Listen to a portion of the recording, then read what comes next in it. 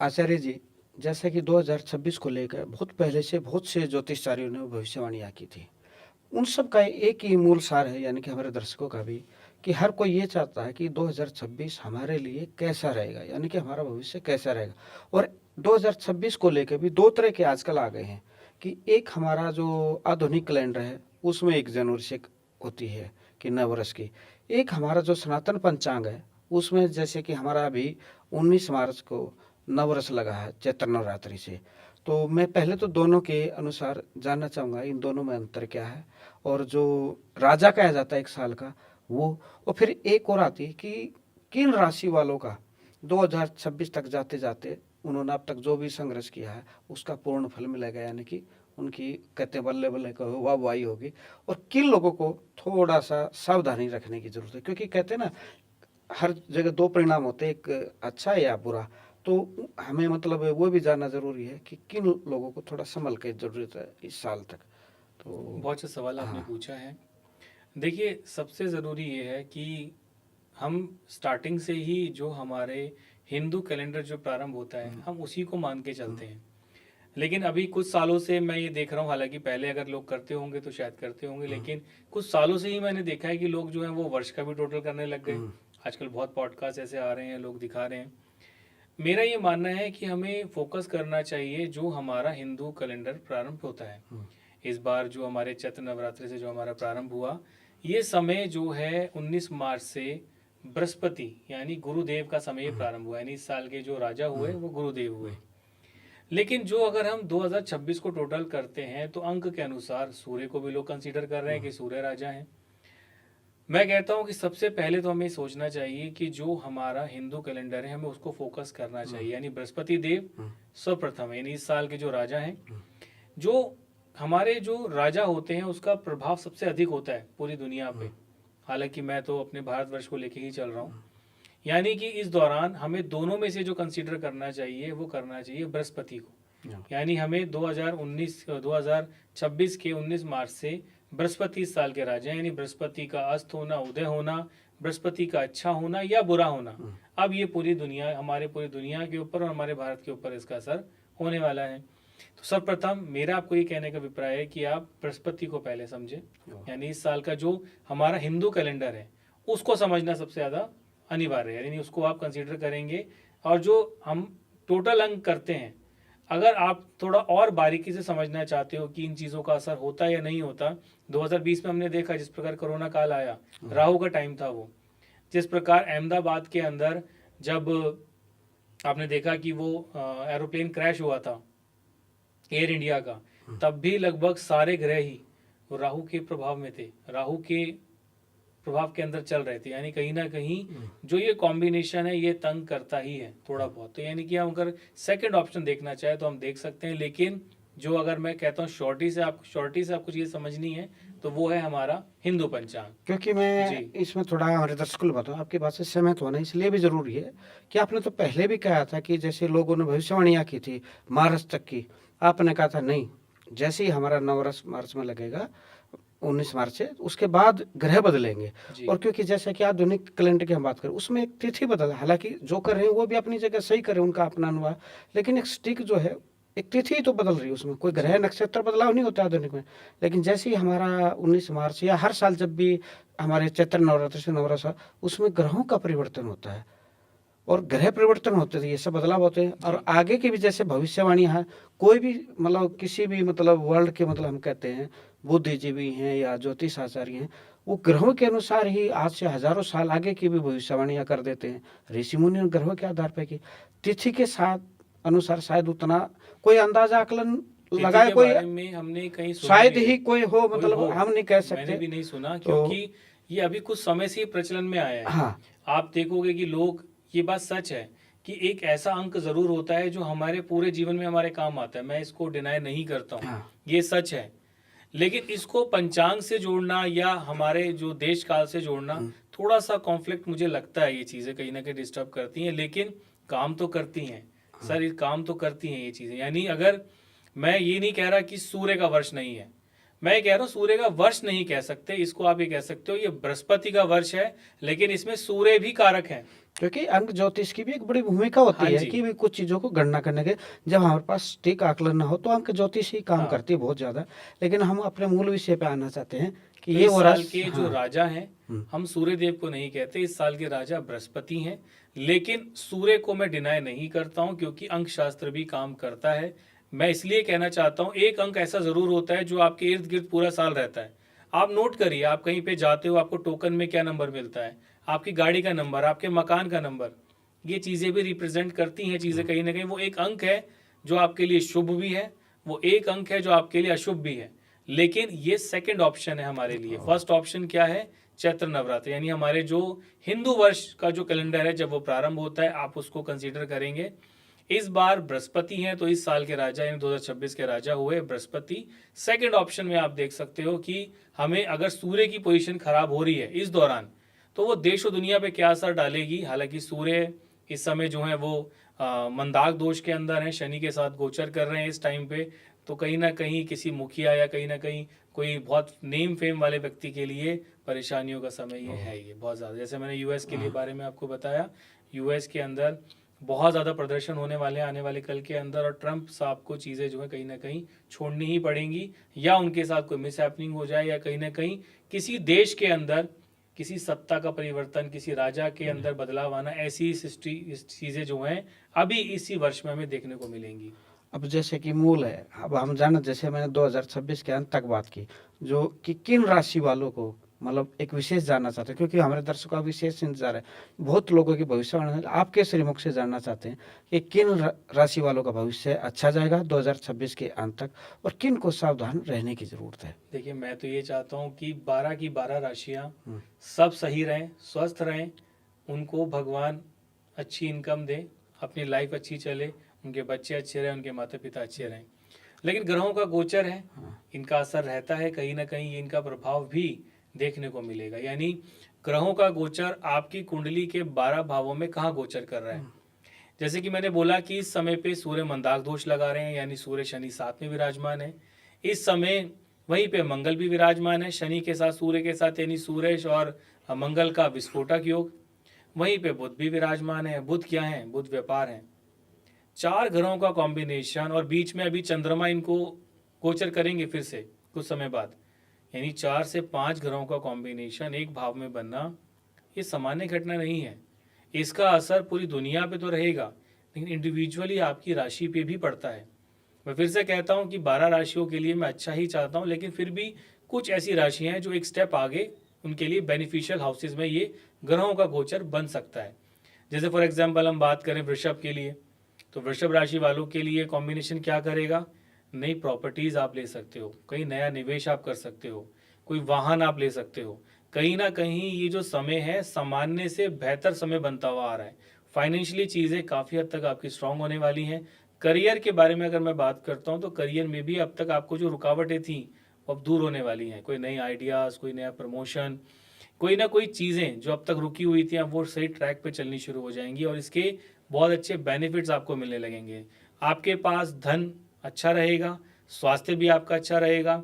और अगर आप चाहते हो कि आपको शादी करनी है, या आप सिंगल हो, आपको कोई चाहते हो कोई पार्टनर आपको मिले, बहुत अच्छा समय आपके लिए होने वाला है। ये जो ग्रहों का कॉम्बिनेशन है, कहीं ना कहीं आपके जीवन में काफ़ी अच्छे बदलाव लेकर आएगा, और उसके अच्छे बेनिफिट्स आपको मिलने वाले हैं। अब इतनी प्रिडिक्शन मैंने क्यों करी? क्योंकि ये सब ग्रह आपके 11वें भाव को रिप्रेजेंट करते हैं। 11वां भाव लाभ है, पंचम को भी देखता है, मंगल दूसरे भाव को भी देखता है। इन ग्रहों की स्थिति आपके सप्तम को भी रिप्रेजेंट करती है, यानी कहीं ना कहीं ये ऑल ओवर आपके ऐसे भावों को प्रभाव कर रहे हैं जो एक्टिव होने वाले हैं और एक्टिव होंगे। तो यानी वृषभ राशि वालों के लिए समय धन संपदा, पैसे, प्रॉपर्टी, वाहन, कहीं ना कहीं अच्छा लाइफ के लिए एक अच्छा पार्टनर। अगर आप सिंगल हो तो कहीं ना कहीं कोई अफेयर आपको मिल जाए, अच्छा प्रमोशन आपको मिल सकता है। ऑल ओवर वृषभ राशि वालों के लिए समय बहुत अच्छा रहने वाला है मेरे अकॉर्डिंग। तो आपने बहुत शुभ संकेत दिए हैं। अब हमारे दर्शक जो हैं अगले राशि वाले इंतजार करें कि वृषभ राशि के बाद दूसरी कौन सी राशि होगी जिसके लिए ये अति शुभ समय है 2026 का। दूसरी राशि वो जो 2026 के अंदर काफ़ी हद तक तरक्की उनको मिलने वाली है, उस राशि की बात करें तो वो है सिंह राशि। देखिए, ये कॉम्बिनेशन कुल मिला के आपके ऐसे भाव में गोचर कर रहे हैं। मैं हमेशा से कहता हूँ अष्टम भाव को लोग ना नेगेटिव समझते हैं, लेकिन अष्टम भाव क्या है? सडन मिलने वाला प्रमोशन, सडन मिलने वाली तरक्की और समाज में मान सम्मान। यानी इस समय जो सिंह राशि वाले हैं आपके लिए क्या बेटर है, समाज में आपको अब प्रसिद्धि मिलने वाली है, कोई पद मिलने वाला है। आप अगर अब तक आपको नौकरी नहीं मिल रही थी, कोई प्रमोशन नहीं मिल रहा था, तो ये ट्रैक आपके लिए बहुत अच्छा रहने वाला है। थोड़ा सा लव के एंगल में थोड़ा सा चीज़ें थोड़ी डामाडोल रह सकती हैं। यानी इस दौरान 2026 में अगर आप शादी करना चाहते हो, थोड़ा सा कहूँगा या तो कुंडली आप मैच मेकिंग करवा लीजिए। अगर रुक सकते हो, आपके पास एज है, तो आप इस साल को अवॉइड ही करिएगा, ज़्यादा बेटर आपके लिए रहेगा। स्वास्थ्य के लिए मैं कहूँगा कि देखिए बाहर का जो जंक फूड है, सिंह राशि वालों हालांकि ज़्यादा आप प्रेफर नहीं करोगे, लेकिन फिर भी मैं कहूँगा कि आप इसको अवॉइड ही करोगे, आपके लिए अच्छा रहेगा। यानी स्वास्थ्य और प्यार के मैटर को अगर मैं एक साइड में रखता हूँ, तो करियर के लिए, समाज के लिए, आपके जीवन में एक अच्छे नेम के लिए बहुत बढ़िया समय है। नौकरी आप ढूंढना चाहते हो, क्योंकि अष्टम भाव सडन से आपको गेन देगा, जहाँ उम्मीद भी नहीं है वहाँ पे आपको एक अच्छे कॉम्बिनेशन बना के देता है। अगर आप मैरिड हो तो आज कोशिश करिएगा जो आपकी जो वाइफ है या हस्बैंड है, उनका जो कुटुंब है, वहाँ पे थोड़ी सी अपनी वाणी को संयम रखिएगा, अपनी वाणी को थोड़ा सा बेटर रखने का प्रयास करिएगा। क्योंकि देखिए वहाँ पे जो सप्तम भाव है, मैं हमेशा से कहता हूँ सप्तम से जो दूसरा है यानी आपका अष्टम, वो आपका ससुराल पक्ष है। तो इसीलिए अपने ससुराल के अंदर आप कोशिश करिएगा कि थोड़ा सा वाणी को विनम्र रखिएगा। अगर कोई आर्ग्यूमेंट चल भी रहा था तो शांतिपूर्वक 26 को प्यार से आप निकालने का प्रयास करिएगा, बहुत लाभ आपको होगा। आचार्य जी, आपने जैसा कि वृषभ और सिंह राशि वालों के लिए बताया, तो अब अगली कौन सी ऐसी राशि है जो इस साल अच्छी जाने वाली है? जी, अब नेक्स्ट राशि की बात हम करें तो वो है तुला राशि। तुला राशि वालों का जो ये कॉम्बिनेशन है, आप देखोगे कि अचानक से आपको ग्रोथ मिलेगी। यानी अब तक जो काम रुक गए थे वो बहुत तेज़ी से आगे बढ़ने वाले हैं। प्रमोशन मिल सकता है, प्रमोशन के बहुत अच्छे चांसेस हैं। एफर्ट्स यानी अपना फोकस आपको सही रखना है, क्योंकि अगर आपका फोकस ही सही नहीं रहेगा तो कहीं ना कहीं ट्रैक से आप भटक सकते हो। ये सारे ग्रहों का कॉम्बिनेशन छठे को रिप्रेजेंट करता है, यानी आपके सिक्स हाउस को। सिक्स हाउस में कहता हूँ कि छोटी हर्डल्स हैं तो निराश नहीं होना। अगर आपको थोड़ा सा आप बैकवर्ड चले जाते हो या किसी एग्ज़ाम में आप फेल हो जाते हो, किसी प्रतियोगिता के अंदर आप अगर सही तरीके से आगे नहीं बढ़ पाते, तो घबराना नहीं है। आपको क्या करना है, मेहनत करनी है, फोकस करनी है। 26 एक ऐसा समय है जो बदलता हुआ समय है। इस समय पे आप बहुत अच्छे लेवल पे आप जा सकते हो, लेकिन फोकस, डायरेक्शन को सही रखना है, एफर्ट करना है। एक दो स्टेप आप पीछे भी जाओगे क्योंकि ग्रहों का गोचर बदलेगा, तो होपलेस नहीं होना, घबराना नहीं है। कर्म बहुत बड़ी चीज़ है। दूसरा एंगल अगर हम समझते हैं तो कहीं ना कहीं प्यार का एंगल। ये समय अगर आप सिंगल हो तो कहीं ना कहीं कोई आपको पार्टनर मिल सकता है। आप शादी के लिए रिश्ता ढूंढना चाहते हो, तुला राशि वालों, one of the best timing है। 26 के अंदर शादी के लिए बहुत अच्छे योग आपको मिल सकते हैं। एफर्ट सब में डालना है आपको, ये याद रखिएगा। एफर्ट यानी कर्म। अगर मैं बात करता हूँ कि विदेश यात्रा की, तो ये समय बहुत अच्छा आपके लिए रहने वाला है। अगर आप विदेश यात्रा जाते हो या विदेश से कोई व्यापार आप करना चाहते हो, तो अब तक आपकी काफ़ी हद तक चीज़ें जो हैं वो सही हो जाएंगी। लेकिन डॉक्यूमेंट्स को सही तरीके से जांच करनी है आपको, यानी डॉक्यूमेंट्स पे साइन करना है, किसी डील को करना है, किसी की गारंटी लेनी है, तो थोड़ा सा सोच समझ के आपको डिसीजन लेना चाहिए। विदेशों की यात्रा बड़ी सुखद होने वाली है। ज़रूर आप अगर जाना चाहते हो तो इस दौरान आप अप्लाई करोगे, बिल्कुल योग बनेंगे। विदेशों से आपको अगर कोई चीज़ें इंपोर्ट करनी है, एक्सपोर्ट करनी है, तो वो भी चांसेस बहुत अच्छे हैं। व्यापार करना चाहते हो तो मैंने कहा कि आपको डॉक्यूमेंट्स को सही तरीके से आप इसको जज करके तब आप आगे बढ़ेंगे, तो काफ़ी हद तक आपको लाभ होगा। आचार्य जी, 2026 की इस प्रोडिक्शन में अब अगली राशि वाले बड़ा बेसब्री से इंतजार कर रहे होंगे कि कौन सी मतलब राशि हो, क्योंकि राशि तो 12 हैं और आप कुछ विशेष राशियों के लिए ये साल अति विशेष बता रहे हैं, तो अगली राशि कौन सी है? जी, अगली राशि के बारे में अगर हम बात करें तो वो है धनु राशि। अब आप सब लोग कमेंट करोगे कि धनु राशि के साथ में तो ढैया का समय चल रहा है, इनका समय अच्छा कैसे हो सकता है?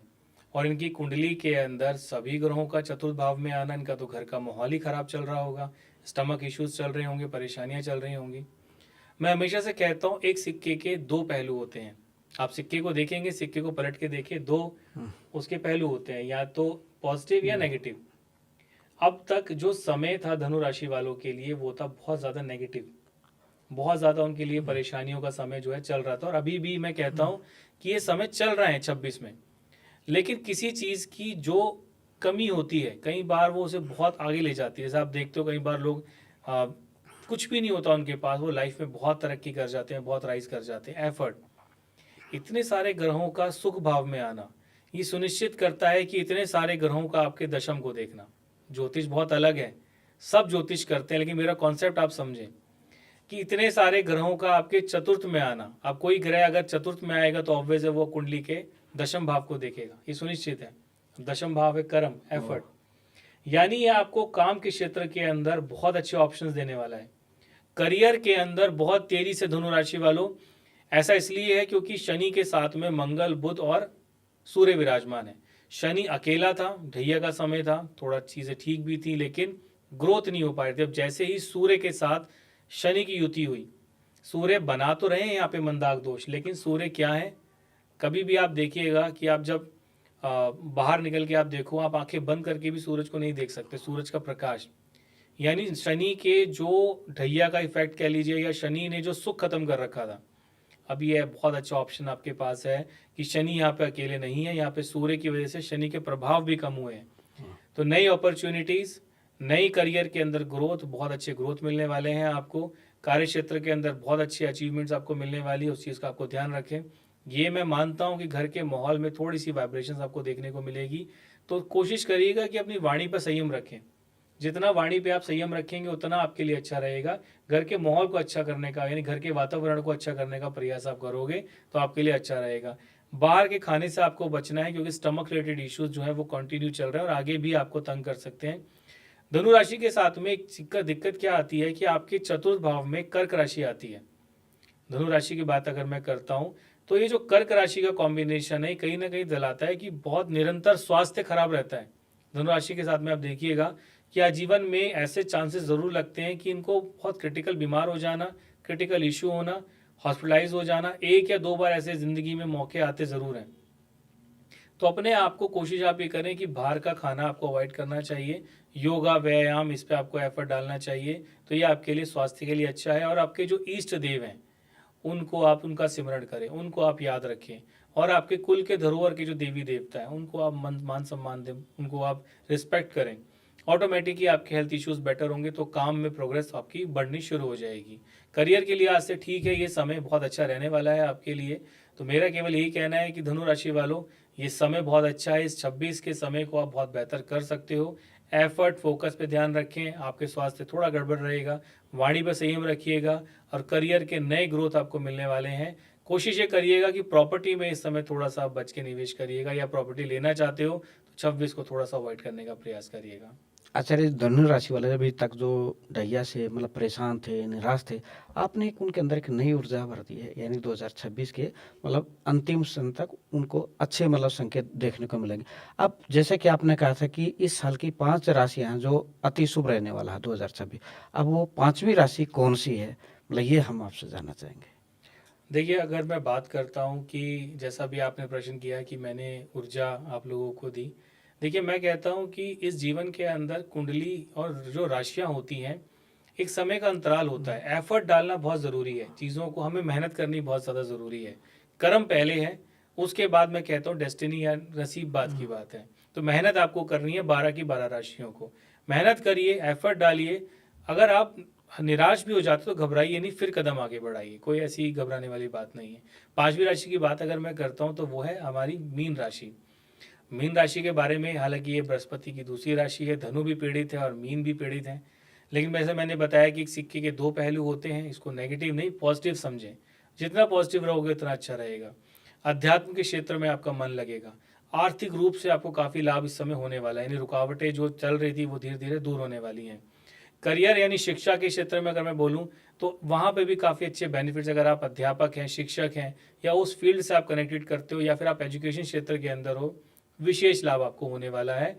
फोकस आपको बना के रखना है। अब मैं बात करता हूँ आर्थिक रूप से, तो आर्थिक रूप से स्थिति बहुत अच्छी आपके पास होने वाली है, नई अचीवमेंट्स आपको मिलेंगी। कहीं ना कहीं इतने सारे ग्रहों का कॉम्बिनेशन लगन में ही बनना। अब लगन क्या है, हम स्वयं हैं।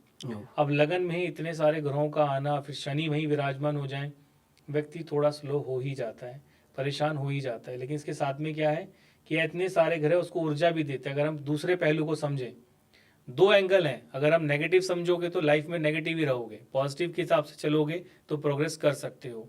इतने सारे ग्रहों का लगन में आना यानी समाज में मान सम्मान, रुका हुआ धन आपका मिलेगा, धार्मिक स्थितियों में आपको काफ़ी अच्छी चीज़ें जो मिलेंगी, नई प्रॉपर्टी वाहन में आप निवेश कर सकते हो, उसके अच्छे बेनिफिट्स आपको मिलेंगे। इतने सारे ग्रह सप्तम भाव को देख रहे हैं। सप्तम भाव क्या है? रोजाना की कमाई, यानी कि आपके पार्टनरशिप, पार्टनर की बात को ध्यान से सुनना है, वो आपसे जो कहना चाहते हैं विनम्रता से उस चीज़ को सुने, समझें, उनकी बातों को समझें, उनको मान सम्मान दें, क्योंकि इतने सारे ग्रह सप्तम को देखेंगे तो कहीं ना कहीं वाइब्रेशंस तो आएगी। अगर आप कहीं पे काम करते हो तो आपके जो सहयोगी हैं, कलीग्स हैं, उन्हें रिस्पेक्ट दें, उनसे आर्ग्यूमेंट ना करें, अपने बॉस से आर्ग्यूमेंट ना करें। ग्राहक आता है तो ग्राहक को समझें, अगर आपकी दुकान है उस पर ग्राहक आता है तो उसको वैल्यू दें, अगर वो आपसे आर्ग्यूमेंट करता है तो शांतिपूर्वक इस समय को निकालिएगा, ये चीज़ें बेटर होती जाएंगी। यानी कुल मिला के वाणी पे कहीं संयम रखना है, क्रोध पर संयम रखना है, ऑल ओवर चीज़ें ठीक है। और आपके अगर आप शादीशुदा हैं तो कोशिश करिएगा अपने पार्टनर को आप थोड़ा सा हिसाब से चले, उनकी बातों को सुने। और अगर रिश्ता देखना चाह रहे हो तो कहूँगा 26 में अगर बहुत अर्जेंट है तो ही शादी आप करना, वरना कुंडली मिला के आप शादी करिएगा। आचार्य जी, आपने 5 राशियों के लिए बहुत विशेष और विस्तार से बताया। अब मैं एक मूल आपसे जानना चाह रहा हूँ कि जैसे कि इस नव वर्ष में ग्रहों ने परिवर्तन किया है, इन ग्रहों के परिवर्तन के अनुसार हर किसी को एक शुभ फल चाहिए। मान लो किसी के लिए थोड़ा बहुत सही नहीं है, तो हम सब क्या उपाय करें कि अभी जो परिवर्तन हो ग्रहों का, कि हमें शुभ फल मिलो, हमारा जीवन मतलब सुख में हो। कोई विशेष उपाय जो इस साल में सभी करें, किसी को कोई नुकसान ना हो। देखिए, सबसे अच्छा उपाय तो नहीं कहूँगा मैं, ये उपाय नहीं है, लेकिन एक ऐसी चीज़ मैं आपको बताता हूँ कि जिसका बेनिफिट अगर आप लेना चाहो तो मैं कहता हूँ आपको किसी की ज़रूरत नहीं पड़ेगी। वो है आपके माता पिता।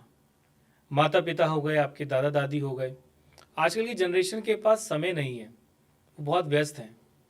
आपके माता पिता के साथ अगर आप समय व्यतीत करते हो, उनसे अपने कुल के धरोहर, आपके जो देवी देवता हैं उनके बारे में सुने, उनके बारे में समझें, उनको आप मान सम्मान दें। आपके जो कुल के धरोहर के देवी देवता हैं, जहाँ से आपका कुल चल रहा है, आपका परिवार चल रहा है, उनकी सेवा करें आप, वहाँ पे दर्शन के लिए जाएं। एक वक्त का खाना अपने मैं हमेशा से कहता हूँ, देखिए मैं ज्योतिष शायद इसी वजह से, लोगों का आशीर्वाद की वजह से आज मैं एस्ट्रोलॉजी इतनी अच्छी कर पाता हूँ। एक वक्त का खाना अपने माता पिता के साथ खाएं, चाहे सुबह हो चाहे शाम हो। किसी डॉक्टर, एस्ट्रोलॉजर, किसी वकील, किसी की ज़रूरत आपको इस दुनिया में नहीं पड़ेगी। मैं तो कहता हूँ भगवान ही है वो आपके लिए। पिता जो संघर्ष करते हैं वो कभी आपको बताते नहीं कि वो किस प्रकार संघर्ष करते हैं। जब आप मार्केट में निकलोगे काम करने, तब आपको पता लगेगा कि पैसे कैसे कमाए जाते हैं। माँ और पिता, इनसे बड़ा दोस्त कोई नहीं हो सकता इस दुनिया के अंदर। इनसे अच्छा कोई आपको सपोर्ट नहीं कर सकता, इनसे अच्छा निस्वार्थ आपको कोई प्यार नहीं कर सकता। और आजकल की जनरेशन उन्हीं को जवाब देती है, उन्हीं से आर्ग्यूमेंट करती है, ये बहुत गलत है। आप जब खुद माता पिता बनोगे तब आपको समझ में आएगा कि उन्होंने कितनी कठिनाइयों से आपको इतना बड़ा किया। मेरा उद्देश्य ये है कि देखो, उपाय दुनिया करती है, मैं कुछ अलग आपको बताऊं जो आपको एक्चुअल में रिजल्ट दे। क्या कहा मैंने? सबसे पहले आपके माता पिता, उसके बाद आते हैं जो अपने माता पिता से समझो आपके कुल के धरोहर के देवी देवता को, उन्हें आप कैसे प्रसन्न कर सकते हो, उनकी आप पूजा करें, वहाँ आप दर्शन पे जाएं। ज़्यादा चीज़ों को कॉम्प्लेक्स ना करके ना चीज़ों को समझने का प्रयास करें। और जो आपके कुल के देवी देवता हैं उनके मंत्र चैंटिंग, उनके जो बीज मंत्र हैं, उनके जो वैदिक मंत्र हैं, उनका सिमरण करो आप, बहुत अच्छा आपके लिए रहेगा। कोई गरीब महिला है, कोई विधवा महिला है, कोई ऐसा व्यक्ति, कोई बुजुर्ग व्यक्ति है, उनको आप मान सम्मान दें, उनके चरण स्पर्श करके आप घर से निकलें। आजकल की जनरेशन में मैं देखता हूँ कि अगर आप देखो बाहर, तो आपको 4 जवाब वो लोग देते हैं, उनमें बर्दाश्त नहीं है। अपने बच्चों को बर्दाश्त करना सिखाएं, उनको समझाएं। क्योंकि माँ बाप को मैं कहूँगा कि फ़ोन को साइड में रखें और आप लोग भी अपने बच्चों को गाइडेंस दें। आपको किसी की ज़रूरत नहीं पड़ेगी इस दुनिया में, मेरी भी रिक्वायरमेंट आपको नहीं पड़ेगी, लेकिन फिर भी मैं कहता हूँ कि थोड़ा सतर्क रहें, अंधविश्वास से बाहर निकलें, अपने कुल के देवी देवताओं को समझें, जहाँ से आपका कुल चल रहा है यानी आपका परिवार चल रहा है, उनको मान सम्मान दें।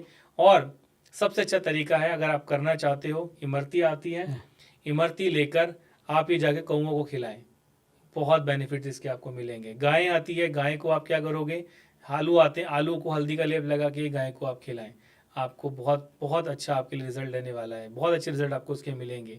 चींटियों को आटा आप डालें। मछलियाँ होती हैं, जहाँ पे मछलियों को काटा जाता है, वहाँ से आप मछलियों को लेकर आएँ, उनको आप किसी नदी में, जिंदा मछली को जिंदा नदी में आप उसको जल प्रवाह करें। किसी बुधवार को आप करके देखें, शनिवार को करके देखें, ऑटोमेटिक ही आपको अच्छे ट्रैक मिलने शुरू हो जाएंगे। तो ये बहुत सरल चीज़ें हैं, जिसको आप करोगे इसके अच्छे बेनिफिट्स आपको मिलेंगे। मतलब आचार्य जी आपके साथ जो हम चर्चा करते हैं इसका आनंद तभी आता है कि आप जहाँ एक तरफ ज्योतिष की बात करते हैं, ज्योतिष शास्त्र की बात, वही संस्कारों की बात करते हैं, क्योंकि ज्योतिष से पहले आप कहते हैं कि कोई भी उपाय करोगे उससे पहले जरूर ही आपके अंदर संस्कार संस्कार होना। होना। और संस्कारों में मतलब मूल आपने कहा कि माँ बाप की मतलब सेवा उनके भगवान बहुत है, माँ बाप भगवान है। बहुत कोई कहता है कि भगवान देखे हैं, हाँ मैंने कहा भगवान देखे हैं, हाँ भगवान माता पिता हैं। मैं यही कहता हूँ साफ स्पष्ट, आपके चैनल पे भी मैं इसको हाँ कह रहा हूँ कि अगर भगवान देखने हैं तो भगवान आपके माता पिता हैं। आप खुद समझिए, मैं खुद ये लोगों को कहता हूँ, इसीलिए यूथ मेरे साथ बहुत कनेक्टेड है। मेरी जो बातें हैं वो सुनते हैं, समझते हैं। छोटी उम्र के बच्चे बहुत कनेक्टेड है मेरे साथ। वो ये जानते हैं कि मैं उनको गलत गाइडेंस नहीं देता। अंधविश्वास से बाहर निकलिए, प्रैक्टिकल चलिए। आपकी लाइफ के अंदर ज्योतिष एक ऐसी चीज है जो आपको सही गाइडेंस देगा, उसको आप मान के चलिए। साथ ही साथ आपके माता पिता, और माता पिता ही क्यों, बाहर जो गरीब, बाहर आप देखते हो जो लोग आपको मिलते हैं, उनकी सेवा आप करें। ये लाइफ बहुत अच्छी आपकी हो जाएगी। मतलब आचार्य जी अगली जो आपसे चर्चा होगी ना वो यही होगी कि जैसे आपने कहा था ना आपको किसी ज्योतिष आचार्य की जरूरत पड़ेगी ना किसी उपाय की जरूरत पड़ेगी, बस आप अपने अंदर बदलाव करें। उन्हीं विषय पर हम आपसे अगली चर्चा करेंगे कि वो कौन से बदलाव करें। जैसे आप एक मोटिवेशनल भी बहुत जी। अच्छे हैं, तो और आपके साथ यूथ विषय से जुड़ा हुआ है, तो अगली चर्चा हम उस पर करेंगे। आज आपने जो हमें मार्गदर्शन किया इसके लिए आपको पुनः बधाई, वंदन, प्रणाम। प्रणाम।